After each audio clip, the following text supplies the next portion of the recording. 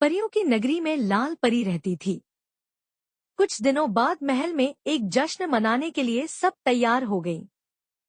तभी किसी बात पर रानी परी ने लाल परी को महल से बाहर निकल जाने का आदेश दे दिया। इस बात से उदास होकर लाल परी महल से उड़कर धरती पर आकर एक बाग में छिप गई। उस बाग में बहुत सारे बच्चे खेल खेल रहे थे। लाल परी छिपकर उन बच्चों का खेल देखने लगी और उन बच्चों को हंसता खेलता देखकर वह अपना दुख भी भूल गई। तभी बाग में खेल रही सोनी नाम की एक लड़की की नजर लाल परी के सुनहरे लाल पंखों पर पड़ गई। सोनी ने वहां पर जब लाल परी को देखा तो वह चौंक गई और खुशी के मारे चिल्लाने लगी। सोनी की चीख सुनकर बाग में खेल रहे सभी बच्चे भी उसके पास आ गए। सुंदर लाल परी ने लाल रंग के कपड़े पहने हुए थे। सब बच्चों को देखकर लाल परी ने सबको अपना परिचय दिया। यह सुनते ही सारे बच्चे खुश हो गए और उछलकूद करने लगे।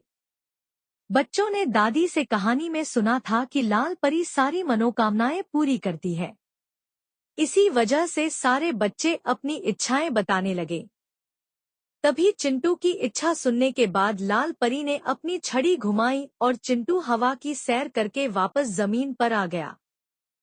लाल परी के जादू देखकर सभी बच्चे बहुत खुश थे और लाल परी भी परी महल में चल रहे उत्सव और महल में न रहने का अपना दुख भूल गई थी। इसके बाद जैसे ही आसमान के सारे तारे चमकने लगे, फिर बच्चों ने लाल परी से विदा लिया और अपने अपने घर जाने को तैयार हो गए। बच्चों के जाने के बाद लाल परी का मन फिर से उदास हो गया। लाल परी को उदास देखकर सोनी से रहा न गया, तो उसने उससे उसकी उदासी का कारण पूछ लिया। लाल परी ने सोनी को रानी परी की सारी बात बता दी। यह सुनने के बाद सोनी ने कहा, आपने कोई शरारत की होगी, तभी रानी परी ने ऐसी सजा दी है। मैं जब भी घर में शरारत करती हूँ तो मेरी माँ भी मुझे कोई न कोई सजा दे देती है। नजरें नीची करते हुए लाल परी ने कहा, हाँ, मैंने एक शरारत की थी। नोटू बौना सीढ़ी पर खड़ा होकर परी महल के सबसे ऊंची घड़ी की सफाई कर रहा था। मैंने सीढ़ी को हिला दिया था। डर के मारे वह घड़ी की सुई पकड़कर उसी पर लटक गया और परी महल के सबसे बड़ी घड़ी की सुई टूट गई।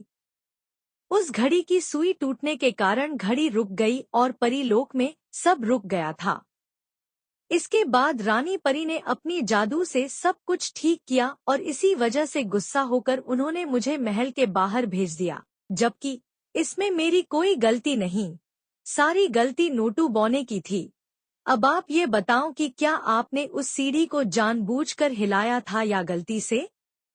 लाल परी ने बहुत ही धीमी आवाज में कहा, जानबूझकर। क्या अगर मैं अब रानी परी से अपनी इस गलती के लिए माफी मांगूं, तो क्या वो मुझे माफ करेंगी?